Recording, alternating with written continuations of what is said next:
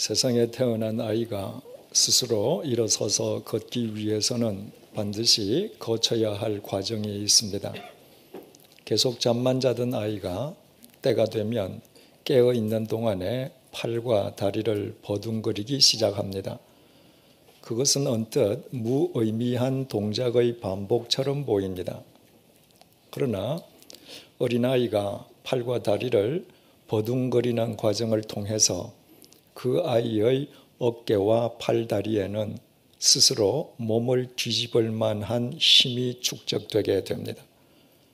그래서 때가 되면 아무도 가르쳐 주지 아니해도 어린아이는 자력으로 몸을 뒤집게 됩니다.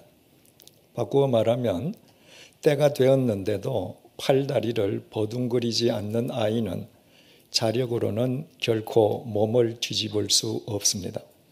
때가 되었는데도 팔다리를 버둥거리지 못한다고 하는 것은 그 아이에게 이미 발육의 문제가 있음을 의미하기 때문입니다. 일단 아이가 몸을 뒤집고 나면 그 다음 단계는 기는 과정입니다. 아이가 기기 시작하면 온 사방을 정신없이 기어다닙니다. 그 과정 또한 그 다음 단계를 위한 필수적인 과정입니다. 아이가 계속 기는 동안에 어깨 축지와 팔, 다리에만 힘이 축적되는 것이 아니라 허리와 뼈에도 힘이 길러지게 됩니다. 그래서 등뼈와 허리에 충분한 힘이 축적되면 그 아이는 스스로 앉게 됩니다. 그리고 앉아서도 자기를 가눌 수 있게 되면 그 다음에는 스스로 일어나서 균형을 유지하는 법을 익히게 되고 그 이후에는 넘어질 듯이 한 발씩 쪼작쪼작 걷다가 이내 익숙해져서 아장아장 걷고 그 다음에는 걷는 것은 말할 것도 없고 뛰기까지 합니다. 이 모든 과정 중에서 단 한 과정만 결여해도 아이는 일어서서 걸을 수 없거나 설령 걷는다고 할지라도 신체적인 결함을 지니고 살아가게 됩니다. 부모들 가운데에는 자기 아이가 기기 시작하면 대견스러워서 손으로 아이를 일으켜 걸음마 연습을 시키는 부모들이 있습니다. 또 몸도 가누지 못하는 아이를 의자에 앉히거나 보행기에 태우기도 합니다. 그처럼 부모가 성급하게 어린아이를 일으켜서 걸음마를 시키거나 앉힐 경우에 다른 아이들보다 조금 빨리 걸을 수는 있지만 그 아이는 성장해서도 등뼈와 허리에 결함을 갖고 살아가기가 쉽다고 합니다. 부모가 성급하게 아이를 앉히고 일으켜서 걸음마 연습을 시킴으로 인해서 충분히 성숙하지 못한 등뼈와 허리가 스스로 감당할 수 없는 하중을 받음으로 인해 가장 중요한 시기에 등뼈와 허리가 바르고 고르게 발육할 수 없기 때문이라고 합니다. 이 세상에 태어난 모든 아이들은 이상 말씀드린 과정을 예외 없이 거쳐서야 일어서서 걷게 되고 그 모든 과정의 때 역시도 모든 아이에게 공통적으로 적용됩니다. 그것이 바로 인간을 창조하신 하나님의 법칙이기 때문입니다. 이처럼 모든 인간은 인간을 창조하신 하나님의 법칙 속에서 단계를 거쳐가며 성장하게 됩니다. 교회의 주인은 삼위일체 하나님이십니다. 사람이 교회를 세우는 것 같지만 실은 하나님께서 사람을 도구로 삼아 당신의 교회를 세우시는 것입니다. 삼위일체 하나님께서 교회의 주인이시라면 교회의 모든 것과 관련해서 하나님께서 주관하시지 않을 리가 없습니다. 아이가 몸을 뒤집고 기고 앉고 서고 걷고 하는 모든 과정과 그 때를 결정하신 분이 하나님이시라면 교회가 태동되고 뿌리를 내리고 성장의 과정을 겪는 그 모든 과정과 때를 결정하시는 분 또한 하나님이실 것임은 두말할 나위가 없습니다.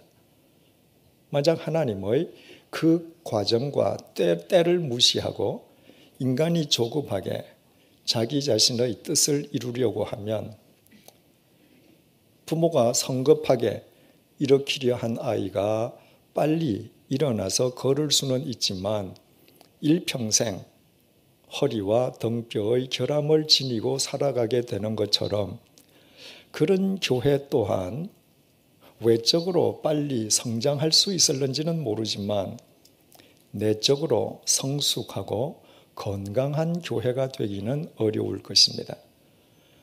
안디옥 교회는 사도행전 11장 19절에서 21절을 통해 인류 역사의 무대에 등장했습니다. 그때에 스데반의 일로 일어난 환란으로 말미암아 흩어진 자들이 베니게와 구브로와 안디옥까지 이르러 유대인들에게만 말씀을 전하는데 그 중에 구브로와 구레네 몇 사람이 안디옥에 이르러 헬라인에게도 말하여 주 예수를 전파하니 주의 손이 그들과 함께 하심에 수많은 사람들이 믿고 주께 돌아오더라. 스데반의 순교 사건으로 촉발된 그리스도인들에 대한 유대교의 대박해로 인해서 예루살렘의 많은 그리스도인들이 예루살렘을 떠나 사방으로 흩어지게 됩니다. 그들 가운데에 안디옥에까지 이르렀던 그리스도인들이 있었는데 그들은 그곳에서 유대인들에게만 복음을 전했습니다. 그때까지 그들은 복음을 유대인만의 전유물로 오인하고 있었던 것입니다. 그런데 구브로와 구레네에서 온 몇 사람의 그리스도인들이 안디옥에서 헬라인, 다시 말해 이방인에게도 복음을 전함으로 안디옥 교회가 태동되게 됩니다. 2000년 교회 역사에서 안디옥 교회는 이방 세계에 이방인을 위해 세워진 최초의 교회였고 그 안디옥 교회를 통해서 안디옥에 있는 많은 이방인들이 주님을 영접하게 됩니다. 말하자면 이 시기의 안디옥 교회는 태동의 시기였습니다. 사도행전 11장 22절의 증언입니다. 예루살렘 교회가 이 사람들의 소문을 듣고 바나바를 안디옥까지 보내니 안디옥은 예루살렘 북쪽 480km 지점에 위치해 있습니다. 480km라면 서울에서 부산보다 더 먼 거리입니다. 안디옥 교회의 소식이 480km나 떨어진 예루살렘에 전해지기까지는 2000년 당시 통신, 교통 수준을 감안할 때 상당한 기간을 필요로 했을 것입니다. 안디옥 교회의 소문을 접한 예루살렘 모 교회는 바나바를 안디옥 교회의 목회자로 안디옥에 파송했습니다. 11장 25절에서 26절입니다. 바나바가 사울을 찾으러 다소에 가서 만나매 안디옥에 데리고 와서 둘이 교회에 1년간 모여 있어 큰 무리를 가르쳤고 제자들이 안디옥에서 비로소 그리스도인이라 일컬음을 받게 되었더라. 안디옥 교회의 목회자로 파송된 바나바는 자기 홀로 안디옥 교회를 목회하기에는 역부족임을 절감했습니다. 그래서 바나바는 그때까지 고향 다소에 집거 중이던 나중에 바울이라 계명한 사울을 청해서 함께 안디옥 교회를 공동 목회하게 됩니다. 이 기간의 안디옥 교회는 세상 사람들이 안디옥 교회 교인을 가리켜서 처음으로 그리스도인이라 부를 정도로 교회가 그 시대의 역사 속에 확고하게 뿌리를 내리는 시기였습니다.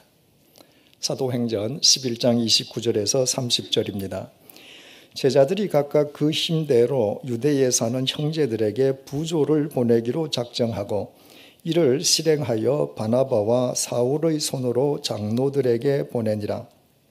안디옥 교회는 대흉년을 당한 예루살렘 교인들을 위해 힘을 다해 모은 구제금을 바나바와 바울을 통해 예루살렘 모 교회에 전달하기도 했습니다. 일반적으로 모 교회가 지교회를 돕습니다. 그런데 지교회였던 안디옥 교회는 모 교회의 어려움에 동참할 만큼 내실을 꾀하고 있는 교회였습니다. 그뿐이 아니었습니다. 본문 1절의 증언입니다. 안디옥 교회에 선지자들과 교사들이 있으니 곧 바나바와 니게르라 하는 시므온과 구레네 사람 루기오와 분봉왕 헤롯의 젖동생 마나엔과 및 사울이라. 안디옥 교회는 모 교회를 도울 뿐만 아니라 유력 가문 출신 정통파 유대인인 바나바, 흑인 노예 출신의 시므온, 무명의 이방인 루기오, 매국노였던 마나엔, 그리고 예수 그리스도의 대적이었던 바울이 모두 예수 그리스도 안에서 한데 어우러져 살아가는 이상적인 보편적 교회를 이루고 있었습니다. 이를테면 이 시기의 안디옥 교회는 알찬 성장의 시기였습니다. 우리는 사도행전 11장 20절에서 태동된 안디옥 교회가 예루살렘 모교회를 돕고 오늘 본문 1절에 이르러서 이상적인 보편적 교회로 성장하기까지 몇 년이나 소요되었는지 그 정확한 기간은 알 수가 없습니다. 그러나 중요한 사실은 주님께서는 안디옥 교회가 안디옥에 태동되게 하시고 그 시대의 역사 속에 견고하게 뿌리를 내리게 하시고 이상적 보편적 교회로 성장하게 하시기까지 안디옥 교회로 하여금 거쳐야 할 모든 단계를 하나님의 때에 체계적으로 거치게 하셨다는 것입니다. 그러나 그것이 안디옥 교회의 종착역이었던 것은 아니었습니다. 본문 2절에서 3절을 보시겠습니다. 주를 섬겨 금식할 때에 성령이 이르시되 내가 불러시키는 일을 위하여 바나바와 사울을 따로 세우라 하시니 이에 금식하며 기도하고 두 사람에게 안수하여 보내니라. 안디옥 교회는 성령님의 명령에 따라서 바나바와 바울을 선교사로 파송했습니다. 다시 말씀드리면 주님께서는 이상적 보편적 교회로 알차게 성장한 안디옥 교회로 하여금 세계 선교의 사명을 감당하게 하셨습니다. 부활하신 주님께서 승천하시기 전에 이 땅에 남기신 마지막 명령의 말씀은 땅끝까지 이르러 주님의 증인이 되라는 것이었습니다. 그러므로 어느 시대, 어느 곳을 막론하고 세계 선교는 이 땅에 있는 모든 교회의 지상 과제입니다. 우리가 간과해서는 안 될 사실은 주님께서는 이 땅에 안디옥 교회를 세우시고 그 즉시 안디옥 교회로 하여금 세계 선교를 감당하게 하시지 않았다는 것입니다. 주님께서는 이 땅에 태동된 안디옥 교회가 그 시대의 역사 속에 견고하게 뿌리를 내리고 이상적인 보편적 교회로 성장하는 단계를 거치게 하신 다음에야 교회의 지상 과제인 선교의 사명을 감당하게 하셨습니다. 이미 수차례 말씀을 드렸습니다마는 우리가 어느 곳에 있든 계속 한 방향으로만 나아가면 우리는 지구를 한 바퀴 돌아서 원 위치로 되돌아오게 됩니다. 하나님께서 만드신 지구가 둥글기 때문입니다. 따라서 우리가 어느 곳에 있든 우리가 두 발 딛고 서 있는 곳은 곧 땅끝의 출발점인 동시에 땅끝의 종착점이 됩니다. 바로 이것이 주님께서 안디옥 교회로 하여금 성장의 단계를 거치게 하신 다음에야, 이상적인 보편적 교회가 되게 하신 다음에야 세계 선교의 사명을 감당하게 하신 이유였습니다. 어느 곳에 있든 자신이 두 발 딛고 서 있는 곳에서 참된 그리스도인으로 살아갈 수 있는 사람만 지구 반대편에서도 먼저 구원받은 그리스도인으로서 세상과 인간에 대한 사랑과 생명의 책임을 다할 수 있기 때문입니다. 안디옥 교회는 정통 유대인, 흑인 노예 출신, 무명의 이방인, 매국노와 예수 그리스도의 대적이었던 사람들이 모두 예수 그리스도 안에서 서로 사랑하는 성숙한 보편적 교회였습니다. 그들은 그들 속에 차고 넘치는 주님의 사랑을 세상 속으로 흘러가게 하기 위해 바나바와 바울을 세상 속으로 파송했습니다. 주님께서 주시는 그 넘치는 사랑의 길, 그 주체할 수 없는 생명의 길을 세상에 전해주기 위함이었습니다. 그래서 주님께서는 안디옥 교회로 하여금 성숙한 보편적 교회로 성장하게 하신 다음 그들로 하여금 세계 선교의 사명을 감당하게 하셨습니다. 외적 성장뿐 아니라 내적 성숙을 기하지 않고서는 이 세상 그 누구도 주님의 그 사랑의 길과 생명의 길을 훼손함이 없이 바르게 전할 수는 없기 때문입니다. 오늘날 세계 선교에 대한 한국 교회의 열정은 가히 세계적입니다. 한국의 각 교회가 선교를 위해 매해 지급하는 금액을 다 합친다면 아마도 천문학적인 금액이 될 것입니다. 이처럼 한국 교회가 선교에 대한 열정은 누구보다도 앞서지만 그럼에도 불구하고 한국 교회는 이 세상을 새롭게 하기는커녕 오히려 세상으로부터 비난과 비판의 대상으로 전락해 있습니다. 이유인즉 교회는 제도나 건물이 아니라 주님을 주인으로 모신 사람들의 모임이기에 그 교회를 이루고 있는 교인들이 그들의 삶이 주님의 사랑과 생명의 길을 쫓지 않는 한 그런 교인들이 모여있는 교회의 선교는 종교 사업과 종교 행사의 범주에서 벗어나기 어렵기 때문입니다.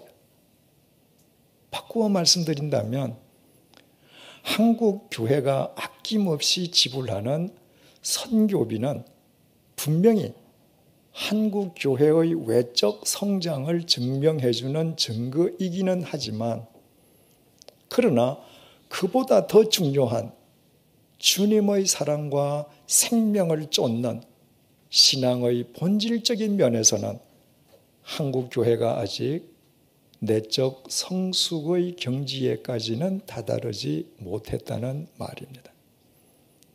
그래서 어느 나라보다 세계 선교에 대해 뜨거운 열정을 지니고 있는 한국 교회가 안타깝게도 안디옥 교회처럼 세상과 이 시대를 새롭게 하는 데에는 실패하고 있습니다. 참으로 가슴 아픈 일이 아닐 수 없습니다. 사랑하는 교우 여러분, 주님께서는 우리가 우리의 몸과 마음과 물질을 다해 우리에게 알찬 성장의 과정을 거치게 해 주셨습니다. 그러나 그것으로 자만해서는 결코 안 되겠습니다. 그와 같은 외적 성장은 그 다음 단계를 위한 내적 성숙의 발판일 뿐입니다. 만약 우리가 외형적인 성장만으로 자만한다면 세계 선교를 향한 우리의 열정이 뜨거우면 뜨거운 만큼 우리의 선교는 실은 주님과는 무관한 우리 자신을 드러내기 위한 종교 사업과 종교 행사에 지나지 않게 될 것입니다. 오직 주님의 사랑과 생명의 길을 쫓는 참된 그리스도인들이 되십시다.